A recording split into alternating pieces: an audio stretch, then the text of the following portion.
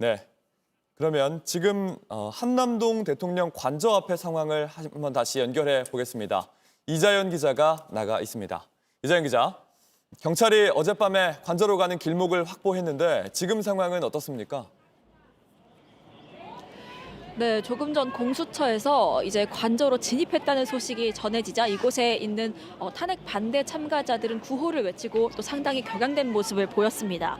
경호처는 목숨 걸고 윤석열 대통령을 지켜라 이런 얘기도 나왔고요. 경호처가 정문을 열어줬다고 한다, 배신자들이다 이런 얘기도 나오고 있습니다. 여기에 더해서 불법 영장 집행 무효다라는 구호도 외치고 있는 상황입니다. 지금 제가 있는 곳이 관저 입구에서부터 100m 정도 떨어진 곳입니다. 제 뒤로 100m 정도를 더 가면 공관촌 정문이 나오는 건데요.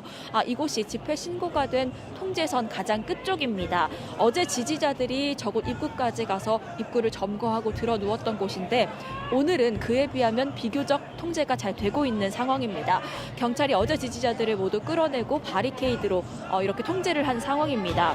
오늘은 굉장히 이른 새벽부터 지지자들이 주변에 몰려들었습니다. 관저 길목 주변으로 모여든 상황인데요.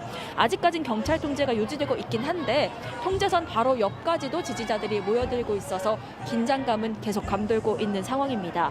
이곳뿐만이 아니라 반대편 그리고 육교 위까지도 사람들이 모여 있고요. 또 계속 올라가려고 시도를 하고 있는 상황입니다. 아직까지는 이 지지자들이 비교적 흩어져 있지만 추후에 지지자들이 어디로 결집할지 알 수가 없는 상황이고 또 점점 모여들고 있기 때문에 아직까지 긴장의 끈을 놓을 수는 없습니다. 말씀드렸다시피 제가 있는 곳이 관저 길목에서 100m 정도 떨어진 집회 신고가 된 현장입니다. 여기가 대로변인데요. 대로변은 큰 길을 따라 양옆으로 1km 가까이를 경찰차가 막고 있습니다.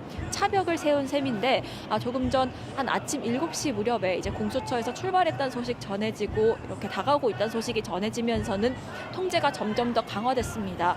경찰 병력도 점점 더 많아졌고요. 차벽도 2중, 3중, 4중으로 세우는 모습 볼 수가 있었습니다.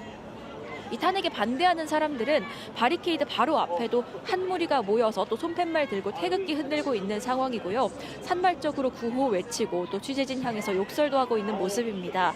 하지만 탄핵 찬성 측과 좀 물리적인 충돌도 있었고 또 바리케이드도 뚫고 들어갔던 어제에 비해서는 아직까지는 비교적 충돌 없이 좀 상황이 유지가 되고 있는 그런 상황입니다.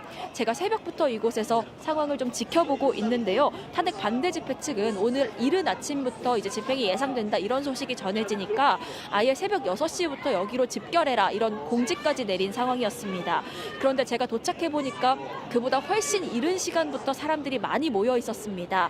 그리고 돗자리 깔고 담요 덮고 앉아서 이곳에서 밤을 샌 듯한 사람들도 보였습니다.